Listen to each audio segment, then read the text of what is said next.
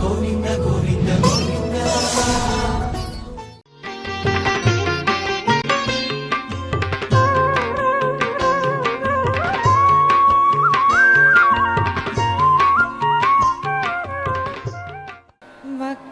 वक्रतुण्ड महाकाय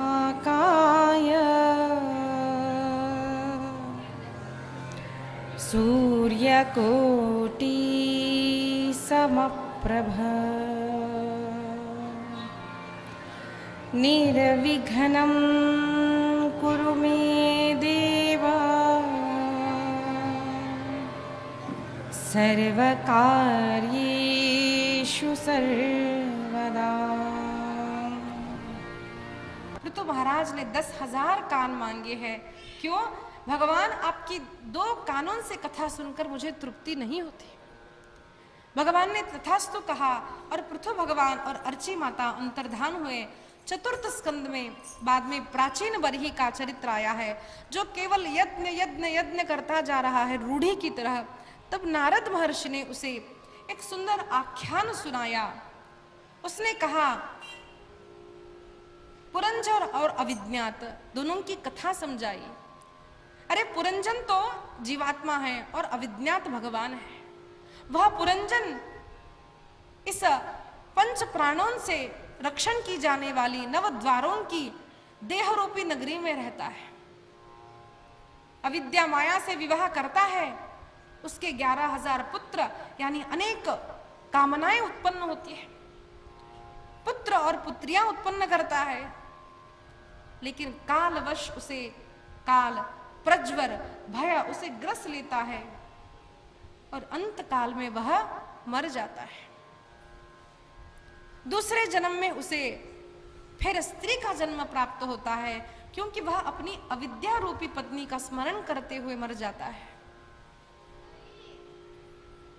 तब उसका विवाह होता है एक राजा से, और जब वह राजा मर जाता है, वह सती होने जब जीव जाता है पुरंजन, तब उसे नारद जी महाराज सावधान करते हैं, कहते हैं, अरे तू तो जीवात्मा है, तो परमात्मा को भूल गया है। इस प्रकार से प्राचीन बरीह को नारद महर्षि ने जो उपदेश दिया है वह अद्भुत है। हमें यह बताया है कि हमें इस संसार में अपने शरीर में ग्रसित नहीं होना चाहिए, अपने आत्मस्वरूप को भूलना नहीं चाहिए, भगवान को भूलना नहीं है। सुंदर वर्णन करते हुए प्राचीन बरही का मोक्ष प्रकरण यहाँ पूर्ण करके चतुर्थ स्कंद की पूर्ति करके हम पंचम स्कंद की ओर बढ़ते हैं। पंचम स्कंद में प्रियव्रत राजा की कथा आती है। प्रियव्रत राजा और उत्तानपाद 2 पुत्र मनु महाराज के हैं। 3 कन्याएं देवहूति, आकुति, प्रसूति, उत्तानपाद ध्रुवजी के पिता और अब प्रियव्रत राजा। उन्हें विवाह करने की इच्छा नहीं। तब मनु महाराज ने समझाया, बेटा इस संसार में हम तभी तक चिपके रहते हैं, बद्ध तभी तक रहते हैं, जैसे कि नारियल में पानी होने तक ही वह अंदर का जो सफेद भाग बाहर के भाग से घट्ट चिपका हुआ रहता है। एक बार वह नारियल का पानी सूख गया तो अपने आप अंदर का भाग बाहर का भाग अलग हो जाता है। उसी प्रकार से जब तक हमारे मन में मैं मेरे का भाव है, मोह है, तभी तक हम इस संसार से चिपके हुए हैं। भगवान का ध्यान करो, आत्मस्वरूप को जानो, तब शरीर में रह करके भी तुम उस अंदर के भाग की तरह अलग हो जाओगे। तब पिता की बात मानकर प्रियव्रत राजा विवाह करते हैं और इन्हीं के वंश में ऋषभदेव भगवान हुए, जो जैनों के आद्य तीर्थंकर है। ऋषभदेव भगवान की। ऋषभदेव भगवान का विवाह संपन्न होता है, उनकी अनेक संतति होती है। उनके प्रथम पुत्र का नाम है भरत। अनेक संतान है, उसमें से 9 पुत्र 9 योगेश्वर हुए और बाकी के सब अनेक प्रांतों के राजा हुए। भरत बड़े पुत्र है, महाज्ञानी है। ऋषभदेव जी ने सभी पुत्रों को बुलाया, उन्हें ज्ञान प्रदान किया और ऋषभ देव जी भगवान के प्राप्ति के लिए वन गमन करते हैं। भरत महाराज ने अनेक वर्षों तक राज्य किया, उनका भी विवाह हुआ, उन्हें भी अनेक संतति हुई। हमारे पूर्व में एक परंपरा थी, वॉलंटियर रिटायरमेंट। अब हम लोग सुनते हैं ना, बहुत लोग जॉब करते करते थक जाते हैं और रिटायरमेंट ले लेते हैं। तो हमारे यहां भी एक पद्धति थी, केवल राजा नहीं, ब्राह्मण हो, वैश्य हो, क्षत्रिय हो, अखंड सत्संग करके जान लेते थे कि कभी ना कभी हमें इस संसार को छोड़कर जाना है। तो हमें छोड़कर जाने के लिए कुछ ना कुछ तैयारी करनी पड़ती है। गांव जाना है तो हम तैयारी करते हैं ना, तो हमें इस संसार को छोड़कर जाना है, तो क्या कुछ तैयारी करने की आवश्यकता नहीं है? इसलिए हमारे सनातन धर्म में 4 आश्रम, इनका वर्णन आया है। पहला आश्रम है ब्रह्मचर्य आश्रम। आज हम ब्रह्मचर्य यानी क्या समझते हैं? विवाह किए बिना जो व्यक्ति रह जाता है वो ब्रह्मचारी है। ऐसा नहीं है। ब्रह्मचर्य आश्रम हर स्त्री के लिए, हर पुरुष के लिए था पहले। बचपन से लेकर के आयु बदलती है, 16, 17, 21, 22, लेकिन 25 वर्ष की अवस्था तक साधारणतः ले सकते हैं कि मनुष्य ब्रह्मचर्य आश्रम में रहता है। ये आश्रम विद्या प्राप्ति के लिए अत्यंत अनुकूल है। पढ़ाई करना, ज्ञान प्राप्त करना कन्याओं के लिए, पुरुषों के लिए यह उत्तम आश्रम माना गया। इसीलिए अब जब हम कहते हैं कि ब्रह्मचारी को स्त्रियों से, जैसे स्त्री हो तो पुरुषों से दूर रहे, पुरुष है तो स्त्री, क्यों कहा गया? क्या देखना, क्या न देखना, ये सारी चीजें ब्रह्मचारी के लिए कही जाती है। तो ये केवल सन्यासी या ब्रह्मचारी के लिए नहीं, जो अर्थ हम लगाते हैं वो सभी के लिए है। अगर हमारा स्कूल जाने वाला बच्चा, कॉलेज जाने वाला बच्चा अगर टीवी देखता है घंटों, मोबाइल देखता है, पबजी देखता है, हर शनिवार इतवार को मूवी जाता है, दुस्संग करता है, तो वो पढ़ाई कब करेगा? ज्ञान का संचय कब करेगा? इसीलिए ब्रह्मचर्य आश्रम के अनेक पद्धति बताई गई कि किस तरह से रहा जाए। उसके बाद इच्छा हो तो आप विवाह कर सकते हैं। विवाह होने के बाद कन्या और वर, लड़का दोनों ही एक आश्रम में जाते हैं, उसका नाम है गृहस्थ आश्रम। ये सभी के लिए है, ब्राह्मण हो, क्षत्रिय, सभी के लिए है। गृहस्थ आश्रम में रहकर उनका धर्म बताया कि अपने से बड़ों की सेवा करना। समाज में जहां कहीं भी धन की आवश्यकता है, अच्छे काम में गरीबों को, ब्राह्मणों को, ब्रह्मचारियों को हर जगह पर दान देना। गृहस्थ आदमी अगर धन कमा करके केवल अपनी जेब भर रहा है ना, तो समझ लेना कभी ना कभी पाप एकत्रित हो जाएगा। जो हम कमाते हैं हर महीने कम से कम दशांश दान देना चाहिए। दान कहाँ देना चाहिए? केवल गरीबों में नहीं, गरीबों को दो, भूखों को आप भरपेट अन्न खिलाओ, लेकिन मंदिर में भी दान, साधु सत्पुरुषों को दान दो। आप अच्छे काम अगर कोई कर रहे हो, किसी की पढ़ाई में मदद करनी हो, विवाह में करो, लेकिन जो धन हम कमाते हैं वो सारा का सारा अगर हम घर में रखने लगे तो पाप नाश नहीं होता। क्यों? धन भी कभी कभार पाप लेकर आता है, कहां से आया पता नहीं। इसीलिए धन हम जो कमाते हैं उसका दान होना चाहिए। दूसरी बात है, गृहस्थ जीवन इसीलिए श्रेष्ठ माना गया क्योंकि गृहस्थों के ऊपर ही ब्रह्मचारी रहते हैं, उनके आधार से रहते हैं। सन्यासी आश्रम भी गृहस्थों से ही आधारित है और वानप्रस्थी भी गृहस्थाश्रम पर ही आधारित है। इसीलिए जब हम गृहस्थाश्रम में जाते हैं तो हमारा कर्तव्य है कि हमारे वृद्ध रिटायर्ड माता पिता, हमारे परिचित बंधु, हमारे मित्र, साधु, संत, ब्रह्मचारी, गरीब, भूखा, इनको अगर अपने आसपास भी हम बिना धन के, बिना दान के रखते हैं तो समझना हम राक्षस योनि के ही है। मनुष्य मात्र को, गृहस्थी को ये सब करना ही चाहिए। घर में कभी कभार साधु संतों को बुलाओ, भोजन करवाओ, श्राद्ध तर्पण करो, ये सारे धर्म गृहस्थों के हैं। Why should I take responsibility? नहीं होता। विवाह से पहले सोच लो, नहीं करना है विवाह मत करो। विवाह किया तो करना ही पड़ेगा, विवाह किया तो संतति को उत्पन्न करना ही पड़ेगा। अच्छे संतति समाज को देना गृहस्थ का कर्तव्य है। अच्छा, ब्रह्मचारी रहना है आपको तो ऐसा नहीं मैं विवाह नहीं करूंगा, मैं यहां घूमूंगा वहां घूमूंगा, नहीं चलेगा। विद्यार्थी का कुछ ध्येय होना चाहिए। आप नैष्ठिक ब्रह्मचारी बनना चाहते हैं, यानी ब्रह्मचर्य आश्रम, उसके पश्चात बिना शादी के आप संन्यास आश्रम ग्रहण करना चाहते हैं, तब भी जीवन में कुछ ध्येय रखना चाहिए। कुछ ध्येय नहीं है तो मेरे गुरुजी कहते हैं ना, यहां न घर का ना घाट का, ऐसा हो जाएगा। प्रवचन कीजिए अथवा साधु संतों की सेवा कीजिए। मैं दूसरी एक बात बोलती हूँ, थोड़ी मॉडर्न बात। इंडियन सिस्टम, हम वेजिटेरियन क्यों हैं? वेजिटेरियन का सिद्धांत बताते हैं, आयुर्वेद का सिद्धांत बताते हैं, क्यों भारत देश श्रेष्ठ है, कैसे खाना चाहिए, क्यों खाना चाहिए, योग कैसे करें, योग में क्या ना करें, कौन सी चीजों में अच्छा क्या है, कौन, सब बताते हैं। ये भी बड़ा महत्वपूर्ण सनातन धर्म का कार्य है।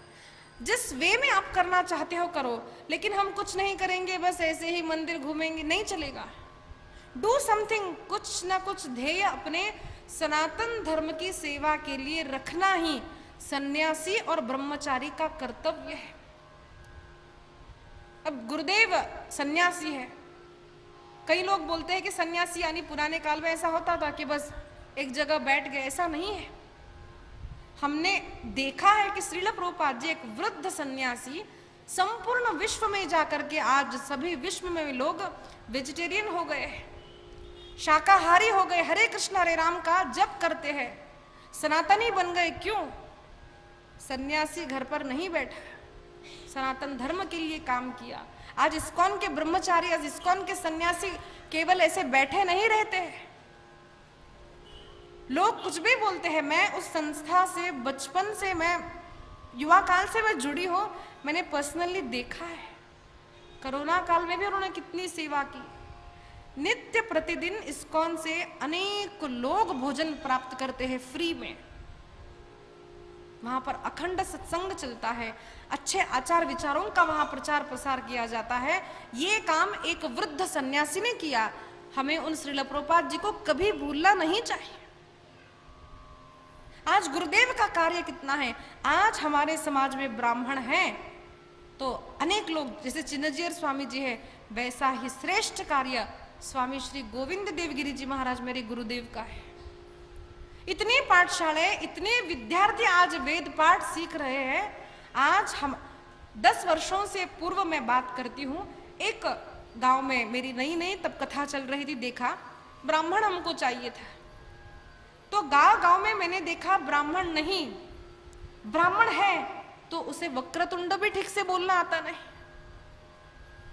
लेकिन आज अनेक घनापाठी, अनेक संहिता पढ़े हुए, अनेक क्रमपाठी ब्राह्मण हर शाखा के आज हमें वहां पर पढ़ते दिखाई देते हैं। ये एक सन्यासी का काम है। इसीलिए आप ब्रह्मचारी रहना चाहते हो, रहो, but don't live without any गोल। कुछ ना कुछ ध्येय रखो अपने जीवन में कि मुझे क्या करना है। कुछ दिखता नहीं ना, बस अंधाधुंध हो जाएगा जीवन। ब्रह्मचर्य, सन्यास, गृहस्थ हम सब जानते हैं। अब ये वानप्रस्थ जीवन क्या है? वानप्रस्थ जीवन यानी जब घर में बहू आ जाती है, बहू बेटियों का विवाह हो जाता है, तो धीरे धीरे घर के बड़ों को, माता पिता को बहू को सारी रीतियां समझाए। बेटी को बचपन से ही समझा देते हैं, पुत्र को भी बचपन से समझा देते हैं संस्कार। अब सबका विवाह हो गया, सारी कन्याएं अपने अपने घर चली गई। अब बहू जो घर में आई है उसको भी सारी घर की रीति रिवाज सब समझा देना। उसके बाद ठीक से सुनना, कमरे की चाबी निकालकर, लेकिन क्या करे दीदी 80 साल होने के बाद भी बस हमको तो चाबी यही चाहिए।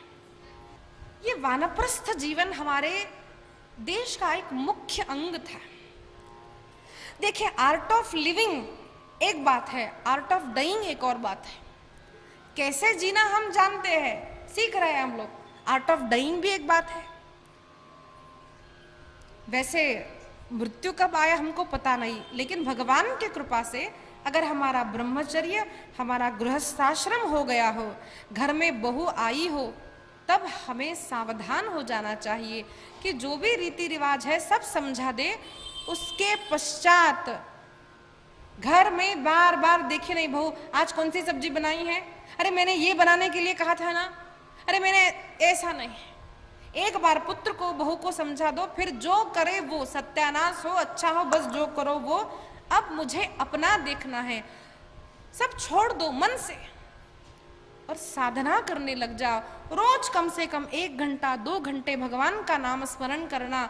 अगर ऐसा नहीं किया तो कब मृत्यु आएगी पता नहीं, जीवन बस मैं मेरा तू तेरा करने में ही चला जाएगा।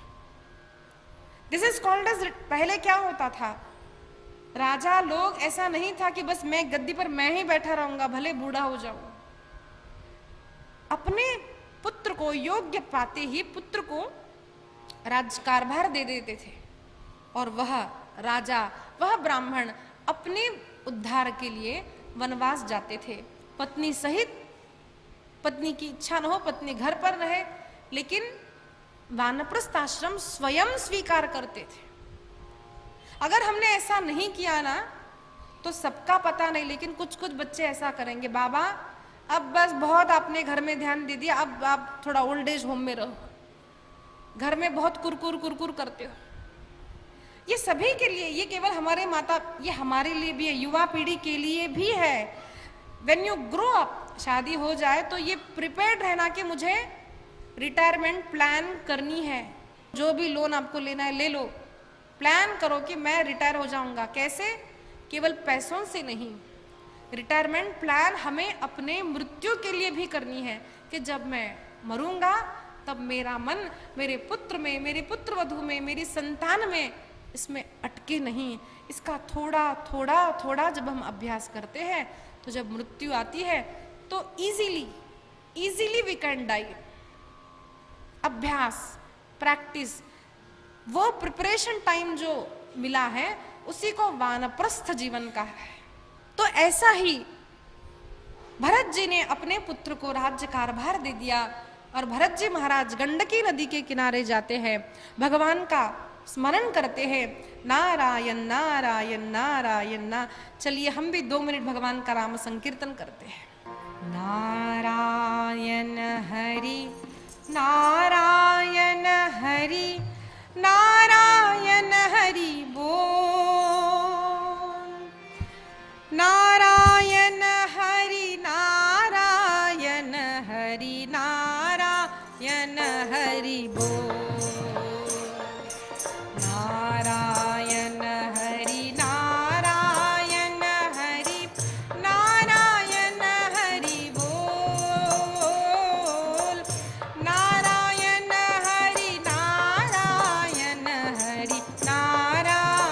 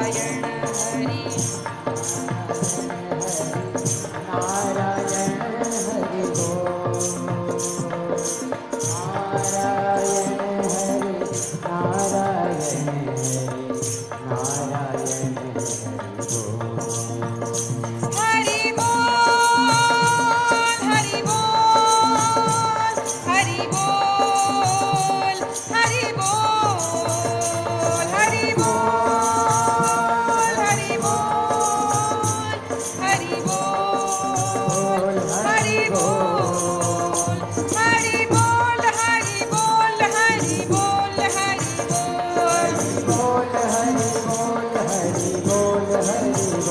हरि बोल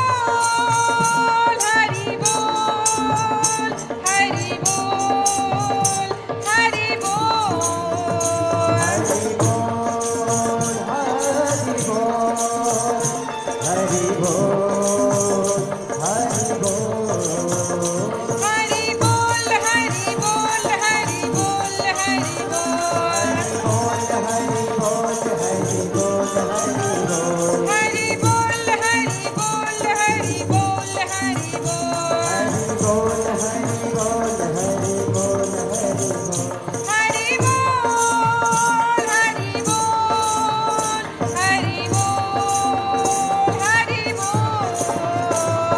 बोल हरि बोल हरि बोल